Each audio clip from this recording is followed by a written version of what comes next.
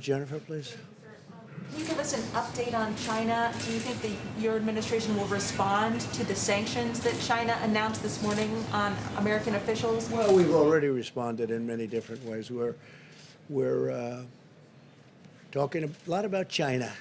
We shouldn't have been talking about China. We did a phase one deal, and it was a wonderful deal, and all of a sudden it means very little in the overall import of things.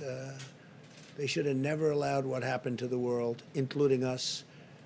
But this was released into Europe, and it was released into the U.S., and it was released all throughout the world, but it wasn't released into China. And we were doing numbers that will, just were incredible, and we hope to be able to do them perhaps even next year. I think we're going to have an incredible year next year, but that will never pay for the loss of life in our country and all over the world. So we view China differently than we did 8 months ago, very much differently. We're also talking on the WTO, the World Trade Organization. China's treated much differently than we are.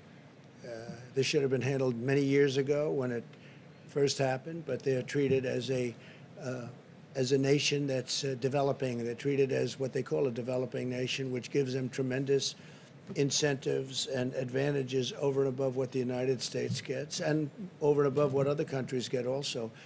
This is a developing nation? I don't think so. I don't think for purposes of what we're talking about it should be. And we are putting in, and we've already put in a request that China should no longer be declared a developing nation and have advantages over the U.S. And I told them that a year ago, and I told them that 2 years ago, and we put it in very powerfully, that they should not have advantages over other countries, frankly, and sure, they're not going to have any more advantages over. This should have been done by numerous presidents a long time ago because it gives them a tremendous boost over everybody else, and it's a very unfair situation. No.